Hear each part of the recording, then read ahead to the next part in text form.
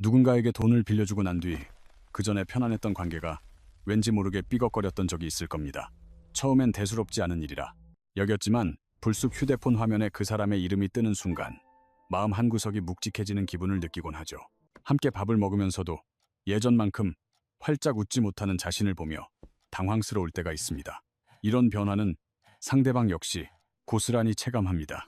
살갑게 먼저 연락하던 친구가 점점 말수가 줄어들고 마주 앉아도 시선을 회피하는 듯한 묘한 분위기가 감돌죠.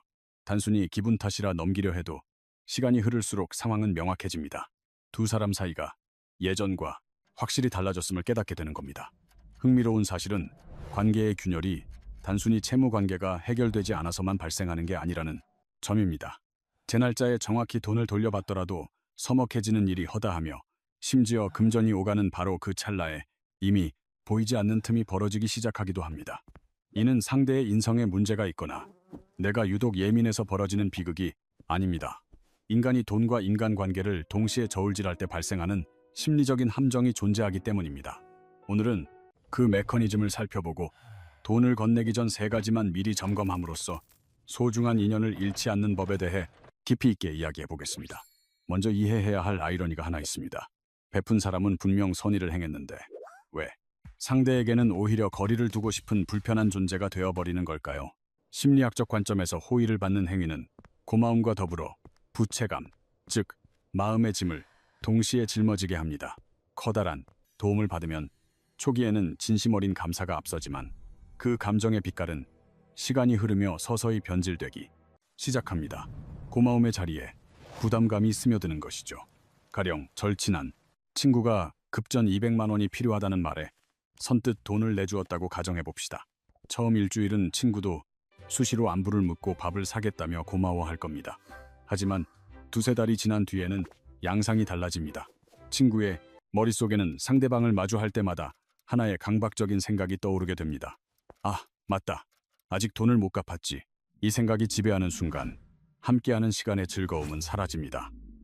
음식 맛은 무뎌지고 나누는 대화에도 온전히 집중하지 못하는 상태에 빠집니다.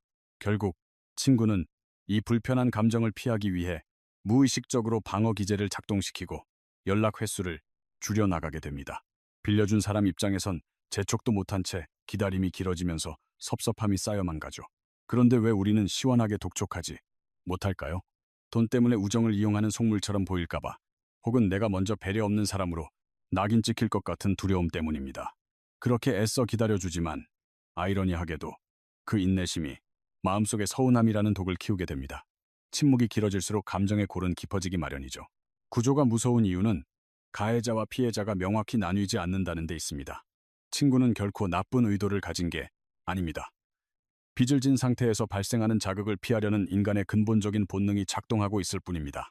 호의는 감사와 부채감을 동시에 낳고 이 감정이 해소되지 않고 길어지면 관계는 파국으로 치닫기 십상입니다. 특히 채무 상태가 지속될수록 이러한 심리적 불편함은 걷잡을 수 없이 증폭됩니다. 상대가 싫어서가 아니라 나를 괴롭히는 감정을 환기시키는 존재로 인식되기 때문입니다. 이는 개인의 의지력으로 통제할 수 있는 영역이 아닙니다. 자신도 모르는 사이에 벌어지는 심리적 기제니까요. 이 현상을 보다 명확히 이해하기 위해 학창 시절을 떠올려 봅시다. 친구에게 지우개를 빌렸다고 해보죠. 수업이 끝나고 바로 돌려줬다면 마음엔 아무런 잔상이 남지 않습니다. 하지만 깜빡하고 일주일 동안 돌려주지 못했다면 상황은 달라집니다. 친구는 아무런 내색도 하지 않는데 그 친구의 얼굴만 봐도 왠지 미안하고 껄끄러웠던 기억이 다들 있으실 겁니다. 지우개 하나도 이럴 진데 하물며 수백만 원이라는 돈의 무게는 오죽할까요? 여기서 더욱 주목해야 할 흥미로운 심리가 있습니다. 인간은 자신이 부도덕한 사람이라는 자책감을 견디는 것을 매우 힘들어합니다. 돈을 갚지 못한 상태에서 상대와 계속 교류하다 보면 어느 순간 스스로가 파렴치한 인간처럼 느껴지는 찰나가 찾아옵니다. 이 괴로운 감정을 씻어내는 방법은 두 가지뿐입니다. 채무를 변제하거나 상황을 자기중심적으로 재해석하거나, 그래서 어떤 이들은 무의식적으로 방어 논리를 세우기 시작합니다. 사실 저 사람도 내게 바라는 게 너무 많은 것 아냐? 우리가 굳이 이렇게까지 따져야 할 사이인가? 라는 합리화가 고개를 드는 순간 상황은 비극으로 흐릅니다. 고마웠던 은인이 어느새 나를 숨막히게 하는 불편한 존재로 뒤바뀌는 것이죠. 빌려준 사람의 채권자 입장에서는 본의 아니게 악역이 되어버리는 셈이죠. 금전 거래가 관계의 역학을 송두리째 바꿔놓는 구조이기 때문입니다. 여기에 또 다른 심리적 문제가 개입됩니다. 돈이 개입되는 찰나 두 사람 사이에는 보이지 않는 서열이 형성됩니다. 빌려준 이는 자연스레 우위에 서고 빌린 이는 저절로 위축된 위치에 놓이게 되죠. 이러한 변화는 명문화된 규칙에 의해 결정되는 것이 아닙니다. 그저 공기의 흐름이나 사소한 몸짓 하나에서 은연중에 묻어나는 것이죠. 그렇다면 구체적으로 어떤 양상을 띠게 될까요? 함께 식사할 때 메뉴판을 보는 태도부터 달라집니다. 돈을 빌린 사람은 이전보다 훨씬 조심스러운 태도를 보이게 되죠. 평소라면 선호하는 음식을 편하게 말하던 이들도 혹여나 값비싼 메뉴를 골라 상대의 심기를 건드릴까봐 눈치를 살피게 됩니다. 술자리에서 먼저 자리를 뜨는 것조차 조심스러워지고 상대의 주장에 이전보다 훨씬 쉽게 고개를 끄덕이게 됩니다. 솔직한 자기 의견이나 반론을 제기하는 빈도도 눈에 띄게 줄어들죠. 겉보기엔 미세한 차이일지 모르나 이런 순간들이 누적되면 두 사람을 잇던 수평적 관계라는 근간 자체가 흔들리기 시작합니다. 돈을 빌려준 쪽도 마음이 편치 않기는 매한가지입니다. 순수한 호의로 시작했음에도 상대가 자꾸 저자세를 취하니 본인도 모르게 자신의 권력적 위치를 의식하게 됩니다. 미안한 마음에 오히려 밥값을 더 자주 지불하거나 무리한 부탁을 들어주기도 하죠. 하지만 정반대의 경우도 존재합니다. 내가 베풀었으니 상대도 어느 정도는 내게 맞춰야 한다는 은근한 보상 심리가 생겨나기도 하거든요. 이런 내심의 기대가 밖으로 새어나오는 순간 소중했던 우정은 단순한 비즈니스로 전락합니다. 본래 긴밀한 관계를 유지하는 핵심은 대등함에 있습니다. 서로가 같은 높이에서 마주보고 있다는 안정감, 꾸밈없는 자신의 모습을 편안하게 드러낼 수 있는 그 평평한 토대 위에 금전이라는 요소가 개입하면서 가파른 경사면이 만들어지는 셈입니다. 매번 주고받는 연락과 대화 속에서 그 기울어진 간극을 느끼게 되고 아무리 괜찮은 척 애를 써도 그것을 완전히 상쇄하기란 생각보다 훨씬 고통스러운 일입니다. 그렇다면 채무를 변제하면 모든 것이 예전으로 돌아갈까요? 어느 정도 회복은 가능하겠지만 이전과 완전히 똑같은 상태로 복구되기는 어렵습니다. 관계 속엔 기억이라는 잔상이 남기 때문입니다. 가장 힘들었던 시절, 그 사람에게 의지했다는 부채의식과 신세를 졌다는 기억은 돈을 모두 돌려준 뒤에도 좀처럼 사라지지 않습니다. 그 기억은 만남의 매 순간마다 배경음악처럼 깔려 완전히 소멸되지 않은 채 수면 아래에 조용히 잠복하게 되는 것이죠. 부모와 자식 간에도 이와 유사한 심리적 기제가 작동하곤 합니다. 자녀가 홀로서기를 하며 부모의 경제적 도움을 받는 상황은 매우 빈번하니까요. 그런데 금전적 지원이 이루어지는 순간부터 부모가 자녀의 사생활과 선택에 대해 이전보다 더 적극적으로 개입하려는 경향이 나타납니다. 자녀는 도움을 받았다는 부채감에 어느 정도 수긍해야 한다는 부담을 느끼고 부모는 자신이 건넨 자금이 곧 정당한 발언권으로 이어진다고 착각하게 되죠. 양측 모두 악의는 없었을지라도 돈이라는 매개체가 끼어들면서 관계의 기본 구도가 뒤바뀌었을 뿐입니다. 이것이 실제 가족 간의 갈등과 불편함으로 번지는 사례가 상당히 많습니다. 형제나 자매 사이도 예외는 아닙니다. 경제적으로 여유로운 형이나 언니가 힘든 동생에게 돈을 보태주었을 때 초기에는 분명 순수한 형제애에서 비롯된 도움이었을 것입니다. 하지만 시간이 흐를수록 가족 모임에서 목소리의 무게감이 달라지고 결정을 내릴 때도 빌려준 쪽의 기색을 살피게 되면서 평등했던 형제 관계에 새로운 계급이 형성됩니다. 돈 자체가 가족을 나무로 만드는 것이 아니라 가족 사이에 존재하던 보이지 않는 균형줄을 파괴하는 것입니다. 한번 깨진 균형은 명절에 다시 마주 앉아도 예전 같은 편안함을 회복하기 어렵게 만들죠.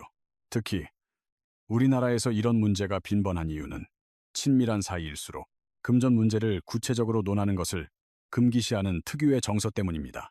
상환 기일이나 조건을 명확히 못 박는 행위를 정없는 행동으로 치부하다 보니 애초에 불투명하게 시작된 거래가 훗날 돌이킬 수 없는 갈등의 불씨가 되는 것이죠. 반면 서구권에서는 오히려 초기에 분명한 선을 긋는 것이 관계를 지탱하는 비결이라고 믿습니다. 돈 거래 시 차용증이나 메시지를 남기는 행위를 서로를 지키는 안전장치로 인식하는 문화가 보편적입니다. 우리와는 상당한 차이가 있는 지점이죠. 어떤 방식이 옳다고 단정할 수는 없지만 명확한 기준 없이 오가는 돈이 만들어내는 감정의 공백을 우리 문화에서는 특히 더 경계해야 합니다. 이와 더불어 반드시 짚고 넘어가야 할 지점은 바로 기대의 불일치입니다. 돈을 주고받는 두 사람이 각자의 머릿속에 그리는 시나리오는 전혀 다를 수 있기 때문입니다. 빌려주는 이의 입장은 대개 이렇습니다. 급하다니 도와주는 거지만 신뢰가 있으니 형편이 풀리는 대로 가장 먼저 갚아주겠지. 반면 빌리는 쪽은 다릅니다. 가까운 사이니까 빌려주는 거야. 조금 늦게 갚아도 이해해주겠지. 이처럼 두 사람은 상황을 완전히 다르게 받아들이고 있습니다. 하지만 누구 하나 먼저 속마음을 꺼내지 못합니다. 괜히 깐깐해 보일까봐, 혹은 소중한 분위기를 망칠까 두려워서죠. 불신한다는 인상을 줄까봐 망설이는 사이 각자 다른 동상이몽을 꾸며 시간은 흘러갑니다. 빌려준 사람의 마음에는 점차 서운함이 쌓여가고 빌린 사람은 갈수록 가중되는 심리적 압박에 시달리게 됩니다. 서로를 배려해서 선택한 그 침묵이 역설적으로 둘 사이의 신뢰를 갉아먹는 셈이죠. 여기서 정말 치명적인 포인트가 하나 있습니다. 이 모든 과정이 눈에 띄지 않을 만큼 아주 서서히 진행된다는 사실입니다. 어느 날 갑자기 큰 싸움이 터져 관계가 끝나는 게 아닙니다. 연락이 뜸해지고 만남의 횟수가 줄어들며 답장이 조금씩 늦어지다가 어느 순간 그냥 남보다 못한 사이가 되어버리는 것이죠. 정확한 원인을 파악하기도 전에 인연 자체가 조용히 증발해버립니다. 10년 넘는 세월을 20년의 우정을 지켜온 관계가 그리 크지 않은 액수 때문에 흐릿해져 버리는 겁니다. 그리고 시간이 한참 흐른 뒤에야 그때 왜 그랬을까 하는 뒤늦은 후회만 남게 되죠. 더 뼈아픈 진실은 소중한 인연을 잃는다는 것이 단순히 지인 한 명을 잃는 데 그치지 않는다는 점입니다. 그와 쌓아온 긴 시간, 함께 공유했던 추억, 그리고 나를 깊이 이해해주던 든든한 정서적 안식처까지 한꺼번에 잃는 것이니까요. 이런 상실은 새로운 사람을 만난다고 해서 곧바로 메워질 수 있는 성질의 것이 아닙니다. 그래서 돈 문제로 멀어진 관계는 일반적인 이별보다 훨씬 깊고 오래가는 후유증을 남기곤 합니다. 그렇다면 우리는 대체 왜 거절하는 것을 그토록 힘들어할까요? 가까운 이의 부탁을 외면하면 마치 냉정한 사람이 된 것 같은 죄책감에 휩싸이기 때문입니다. 관계에 금이 갈까봐, 혹은 인색하다는 낙인이 찍힐까봐 마음이 내키지 않거나 형편이 어렵더라도 무리해서 돈을 건네고 맙니다. 하지만 이렇게 거절하지 못하는 심리 자체가 이미 위험한 전조입니다. 진심 어린 도움을 주고 싶어서가 아니라 거절할 때 겪게 될 불편함을 피하기 위한 선택이라면 그 돈에는 처음부터 은연중에 보상 심리와 조건이 달라붙게 마련입니다. 본인이 의식하든 못하든 말이죠. 그리고 그 무의식적인 기대가 무너질 때 걷잡을 수 없는 서운함이 찾아오는 겁니다. 아이러니하게도 때로는 솔직한 거절이 관계를 지키는 가장 확실한 방어 기제가 될 수 있습니다. 지금은 나도 여유가 없어 미안하다고 솔직히 털어놓는 것이 억지로 빌려주고 나중에 뒤끝을 남기는 것보다 관계를 위해서는 훨씬 건강한 선택입니다. 그 순간의 어색함만 잘 넘긴다면 말이죠. 진정성 있는 관계란 솔직함의 무게를 견뎌낼 수 있는 관계이기도 하니까요. 그래서 누군가에게 돈을 빌려주기 전 다음의 세 가지만큼은 반드시 고민해 보시길 권합니다. 첫 번째는 이 돈을 영영 받지 못하더라도 관계를 유지할 수 있는가 하는 점입니다. 빌려준다는 말 속엔 상환이라는 전제가 깔려 있죠. 하지만 현실에선 뜻밖의 변수가 생기고 약속이 희미해지는 경우가 비일비재합니다. 만약 돈을 돌려받지 못했을 때 상대가 미워질 것 같다면 처음부터 거절하는 것이 오히려 우정을 지키는 길입니다. 반면 내가 충분히 감내할 수 있는 액수고 돌려받지 못해도 괜찮다는 확신이 선다면 그때는 그냥 준 셈 치고 마음 편히 건네는 것이 훨씬 깔끔한 방법입니다. 보상에 대한 기대 없이 건넨 돈은 심리적으로 부채를 남기지도 위계관계를 형성하지도 않습니다. 그것은 빌려준 돈이 아니라 진정한 선물이 되기 때문이죠. 두 번째는 이 거래에 명확한 기준이 있는가입니다. 정확히 얼마를 언제까지 갚을지, 만약 사정이 생기면 어떻게 조율할지 미리 소통하는 것이 껄끄럽게 느껴진다면 그 불편함 자체가 이미 위험 신호입니다. 가까운 사이일수록 선은 더욱 분명해야 합니다. 구체적인 조건을 논의하는 것은 야박한 행동이 아니라 훗날 발생할 오해와 서운함을 미리 방지하는 최소한의 안전장치입니다. 처음 집을 계약할 때 계약서를 쓰는 이유가 상대를 못 믿어서가 아니라 갈등을 예방하기 위한 장치인 것과 같습니다. 친한 지인 사이의 금전거래 역시 이와 조금도 다르지 않습니다. 계좌 이체 기록을 남기고 금액과 일정을 메시지로 한 번 더 확인해 두는 사소한 습관만으로도 수많은 분쟁을 막을 수 있습니다. 세 번째는 상대방이 왜 이 돈을 필요로 하는지 충분히 납득하고 있는가입니다. 단순히 급하다는 말에 빌려줬는데 나중에 알고 보니 반복되는 나쁜 습관 때문이었거나 납득하기 어려운 용도였다면 돈을 떠나 그 사람에 대한 신뢰 자체가 무너져 내립니다. 반대로 상황을 온전히 이해하고 이 사람이 일시적인 곤경에 처했음을 확신한다면 같은 금액이라도 훨씬 흔들림 없는 확신을 가지고 도울 수 있습니다. 누군가에게 돈을 빌려줄 때는 오로지 그 사람의 처지를 헤아리는 마음이 우선되어야 합니다. 단순히 거절이 어렵다는 이유로 어색한 상황을 모면하려고 결정을 내린다면 머지않아 후회하게 될 테니까요. 끝으로 한 가지만 더 강조하고 싶습니다. 이 대목에서 머릿속을 스치는 인물이 있다면 현재 그분과의 유대감이 어떤 상태인지 진지하게 점검해 보셔야 합니다. 사실 돈이 오갔다는 행위보다 중요한 건 그 과정에서 얼마나 숨김없이 속마음을 터놓았는가입니다.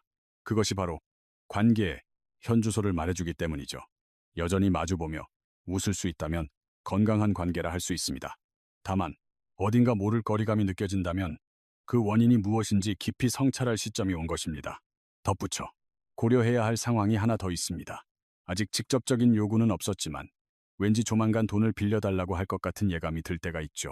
지인으로부터 사업이 위태롭다는 소식을 듣거나 평소와 다르게 부쩍 힘들다는 연락이 잦아질 때가 그렇습니다. 만날 때마다 경제적 고충을 털어놓는 상대 앞에서 우리 마음은 갈등하게 됩니다. 어떻게든 도와야 할까라는 의무감과 자칫 관계만 망치면 어쩌나 하는 불안함이 충돌하죠. 이런 고민이 깊어지는 사이 이미 두 사람 사이의 기류는 미묘하게 어긋나기 시작합니다. 점차 연락이 오는 게 껄끄러워지고 만남조차 피하게 되는 것이죠. 이런 감정이 든다면 즉시 스스로의 내면을 들여다봐야 합니다. 순수한 도움의 손길인지 아니면 거절 후에 겪게 될 마음의 짐을 덜기 위한 방어 기제인지 구분하는 것이 실제 결정보다 훨씬 본질적인 문제입니다. 현재 금전적 부탁을 받고 깊은 고민에 빠져 계신다면 다음에 세 가지 질문을 자신에게 던져보시기 바랍니다. 첫째, 만약 이 돈을 끝내 돌려받지 못하더라도 상대에 대한 신뢰를 유지할 수 있는가? 둘째, 상환 시기에 대해 지금 이 자리에서 당당히 논의할 수 있는가? 셋째, 상대가 이 돈을 왜 필요로 하는지 충분히 납득하고 있는가?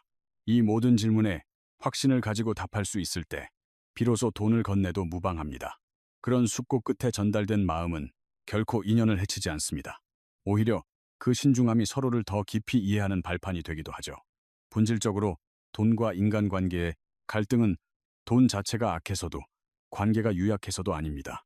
꼭 나누어야 할 중요한 대화를 회피한 채 상대가 내 마음을 알아서 읽어줄 것이라는 막연한 추측 위에 금전 거래를 얹었기 때문에 발생하는 비극입니다. 각별한 사이일수록 금전에 관해서는 더 명확한 원칙을 세워야 합니다. 가깝다는 핑계로 꺼림칙한 대화를 건너뛰면 그 빈자리는 필연적으로 오해와 섭섭함으로 채워지기 마련입니다. 훼손된 관계는 그 어떤 자본으로도 복구할 수 없습니다. 빌려준 돈보다 잃어버린 인연이 훨씬 더 뼈아픈 손실인 경우가 대부분이기 때문입니다. 비록 통장 잔고에는 보이지 않겠지만 우리 인생에서 차지하는 비중은 그 어떤 숫자보다 막대합니다. 돈을 건네기 전 앞서 말한 세 가지만 반드시 반추해 보십시오. 그것이 소중한 인연을 지켜낼 수 있는 가장 실질적인 지혜입니다. 물론 돈이 얽히지 않는다고 해서 모든 관계가 영속되는 것은 아닙니다. 하지만 돈 문제로 사이가 틀어지는 경험을 하셨다면 그건 돈 자체가 문제라기보다 마땅히 나누었어야 할 진솔한 대화가 결핍되었을 가능성이 큽니다. 사람보다 돈이 앞설 수는 없다는 말은 진리입니다. 하지만 이 진리를 지키기 위해서라도 금전적인 부분에서만큼은 회피하지 않는 용기가 필요합니다. 진정 소중한 관계일수록 더 투명하고 솔직하게 대화해야 하는 것이죠. 오늘도 시청해 주셔서 감사합니다. 구독과 좋아요는 채널 운영에 커다란 원동력이 됩니다. 혹시 비슷한 경험이 있으시거나 돈 문제로 오히려 신뢰가 두터워진 사례가 있다면 자유롭게 댓글로 들려주세요. 여러분의 소중한 이야기가 누군가에게는 가늠할 수 없는 큰 위안이 될 것입니다.